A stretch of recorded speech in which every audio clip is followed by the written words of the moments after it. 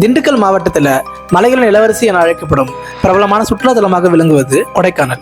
இந்த பகுதி அடர்ந்த வனப்பகுதிகள், அழகிய மலைமேடுகள் என பார்ப்பவர்களை சுண்டி இழுக்கிற வகையில அமைஞ்சிருக்கு. தமிழகத்தின் முக்கிய சுற்றுலா தலங்கள்ல ஒன்றான இந்த கொடைக்கானல் கடல் மட்டத்திலிருந்து 7000 அடி உயரத்துல இருக்கு. இங்க ஆண்டுதோறும் இதமான தட்பவெப்ப நிலை இருப்பதால வெளி மாநிலங்கள், வெளிநாடுகள்ல இருந்து கூட சுற்றுலா பயணிகள் அதிக எண்ணிக்கையில இங்க வராங்க. அப்படிப்பட்ட இந்த கொடைக்கானல்ல பிரையன் பூங்கா, rose garden, Coaker's walk, Guna குகை உள்ளிட்ட சுற்றுலா தலங்கள் இருக்கு. இதுல பேரிஜம் ஏரி பாதுகாக்கப்பட்ட வனப்பகுதியில் இருக்கு. இதனால் வனத்துறையின் அனுமதி பெற்ற பிறகு சுற்றுலா பயணிகள் ஏரிக்கு போக முடியும். மோயர் பாயிண்டில் இருந்து 18 கிலோமீட்டர் தூரத்தில் அமைந்துள்ளது பேரிஜம் ஏரி. இந்த பேரிஜம் ஏரிக்கு செல்லும் வழியில தான் தொப்பி துக்கி பாறை, மதிகட்டான் சோலை, அமைதி பள்ளத்தாக்கு, வியூ பாயிண்ட் மற்றும் பசுமை போர்த்திய மலைத்தொடர் என இயற்கை காட்சிகளை நம்ம பார்க்கலாம். வனத்துறை சார்பில் பேரிஜம் ஏரிக்கு சுற்றுலா பயணிகளை அழைச்சிட்டு போறாங்க. வனத்துறை வாகனத்தில் செல்ல ஒரு நபருக்கு ரூபாய் 100, சொந்த வாகனங்களில் பயணிக்க காருக்கு ரூபாய் 200, வேன் உள்ளிட்ட வாகனங்களுக்கு ரூபாய் 300 கட்டணம் வசூலிக்கிறாங்க. இந்த பேரிஜம் ஏரி மொத்தம் 24 கிலோமீட்டர் சுற்றளவுல பறந்து விரிஞ்சு ரம்மியமா காட்சியளிக்குது. இந்த ஏரி தண்ணீர் தேனி மாவட்டம் பெரியகுளம் பகுதி மக்களோட குடிநீராக பயன்படுது. ஆசியாவிலேயே 2வது மிகப்பெரிய நன்னீர் ஏரி என்ற பெருமையை பேரிஜம் ஏரி பெற்றுள்ளது. இந்த பகுதியில வனவிலங்குகள் ஏராளமாக வாழ்ந்துட்டு இருக்கு. ஏரிக்கு தண்ணீர் பருக வரும் யானைகள், மான்கள், காட்டு மாடுகளை இங்க நம்ம ரொம்ப சாதாரணமாகவே பார்க்கலாம். பேரிஜம் ஏரிக்கு செல்லும் வழியில மூலிகையில் நிறைந்துள்ள மிக முக்கியமான இடம் தான் இந்த மதிகட்டான் சோலை. இந்த இடத்த பல மர்மங்கள் நிறைந்த காடு அப்படின்னு கூட சொல்லலாம். 115 ஹெக்டேர் பரப்பளவுல பறந்து விரிந்திருக்கு இந்த காடு.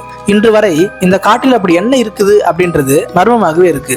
இந்த வனப்பகுதிக்குள் செல்ல யாருக்குமே அனுமதி இல்லை. தடையை மீறி உள்ளே நுழைந்து வழி தெரியாமல் சென்ற பலர் மீட்கப்பட்டிருக்காங்க. இதற்கு காரணமாக சொல்லப்படுவது என்னன்னா, இந்த காட்டின் உள்ளே செல்பவர்கள் தங்களோட மதி மயங்கி காட்டை விட்டு வெளியே வராமல் அங்கேயே உயிரை விட்டுவிடுவார்கள் என்று நம்பப்படுது. மீறி உயிருடன் திரும்புபவர்கள் தங்கள் அறிவிழந்து ஒருவித பைத்தியகார மனநிலை தான் இருப்பார்கள் எனவும் கூறப்படுது. இதற்கு 4 காரணங்கள் சொல்லப்படுது. 1. இந்த காட்டினுள் பலவித மூலிகைகள் இருப்பதாகவும் அவை இந்த காட்டிற்குள் நுழையும் மனிதர்களின் மதியை மயக்கி அவர்களின் மரணத்திற்கு காரணமாகிறது அப்படின்னு சொல்லப்படுது. 2.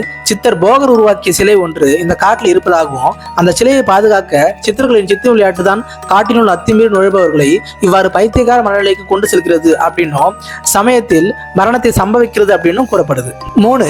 வீட்டில் பூஜை அல்லது விசேஷங்கள் நடக்கும் பொழுது குழந்தைகள் இனிப்புகளை முதலாளாக எடுத்து தின்று விடாமல் இருப்பதற்காக சாமி கண்ணு குத்திரும் அப்படின்னு சொல்லி நம்ம பயமுறுத்துவது போல மதிகட்டான் சோலை என பெயர் வைத்து அதன் மூலம் மக்கள் இதற்குள் செல்லாமல் தடுத்து இயற்கையை பாதுகாக்கிறதுக்காக சிலர் மேற்கொண்ட ஒரு உத்தி தான் இது. அது காலம் காலமாக தொடர்கிறது அப்படின்னு ஒரு கருத்து இருக்கு. 4. மிகுந்த அடர்வனமாக இருப்பதால சூரிய ஒளி இந்த காட்டுல புகாது. ஆகவே பகலிலும் கூட இந்த காட்டுக்குள்ள இருட்டாகவே இருக்கும். சில அங்குலம் உயரத்திற்கு தரையிலிருந்து மேலே கொட்டி கிடக்கும் இலை மற்றும் தழைகளின் மேல் நடக்கும் மனிதர்கள் சிறிது தண்ணீர் தேங்கி அதனால ஏற்படும் சதம்பல்களில் சிக்கிக் கொள்றாங்க. இது அமானுஷ்யமான கலக்கத்தை அவர்களுக்கு ஏற்படுத்தி திகிலடையும் வைக்குது. அது மட்டும் இல்லாம காட்டு விலங்குகளோட அச்சுறுத்தலும் இருக்குது. வண்டுகள், பூச்சி இனங்கள் மற்றும் பறவைகளின் புது சத்தங்கள் நிச்சயம் எவரையும் திகைப்படைய வைக்கும். இவைகளெல்லாம் சேர்ந்து கொடுக்கும் பயம் காரணமாக இந்த காட்டிற்குள் நுழைபவர்கள் தங்களோட சமநிலையை இழந்து வந்த வழி மறந்து இருள பாதை மாறி பெரும் பரப்பளவில் அமைந்துள்ள இந்த காட்டிலேயே சுத்தி இறுதியில தங்களோட உயிரை விட்டுடுறாங்க. அப்படி இல்லை மீட்கப்பட்டாலும் தாங்கள் சந்தித்த இந்த பயங்கர அனுபவத்தின் காரணமாக ஒருவித பிரம்மை பிடித்த மனநிலைக்கு சென்று விடுறாங்க அப்படின்னு சொல்லப்படுது. இதுல 4வது காரணம் தான் உண்மையாக இருக்கும் அப்படின்றது நமது அறிவு நமக்கு உணர்த்துது. இது எப்படி இருந்தாலும் இயற்கையின் இந்த பிரம்மாண்டம் நிச்சயம் அதிசயம் தான், ஆபத்தும் தான். இந்த மதிகட்டான் சோலையில ஏறத்தாழ 250 தாவர வகைகள் இருக்கு.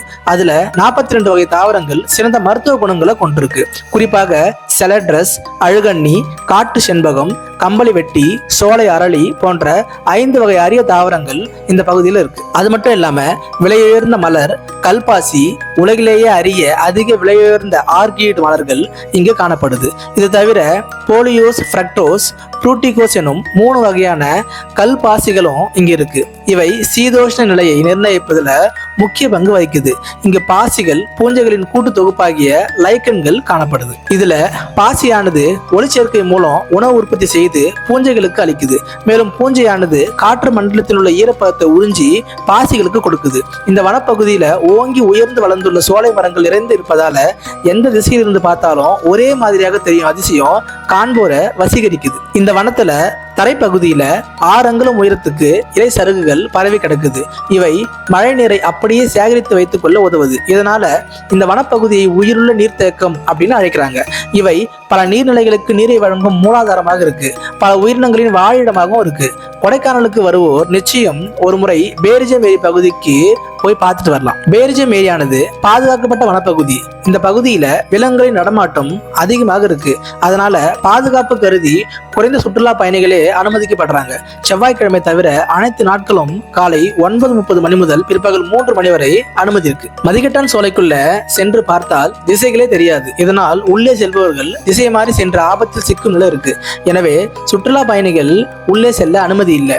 பேரிஜம் ஏரிக்கு செல்ற வழியில வேணா மலைச்சாலையில் நின்றபடி மதிகட்டான் சோலையை கண்டு ரசிக்கலாம். அவ்வளவுதான். இந்த வீடியோ உங்களுக்கு பிடிச்சிருந்தா லைக் பண்ணுங்க, உங்க ஃப்ரெண்ட்ஸ் கூட ஷேர் பண்ணுங்க. மேலும் இதே மாதிரி நிறைய வீடியோ நீங்க பார்க்கணும்னு நினைச்சீங்கன்னா இந்த சேனலை சப்ஸ்கிரைப் பண்ணிக்கோங்க.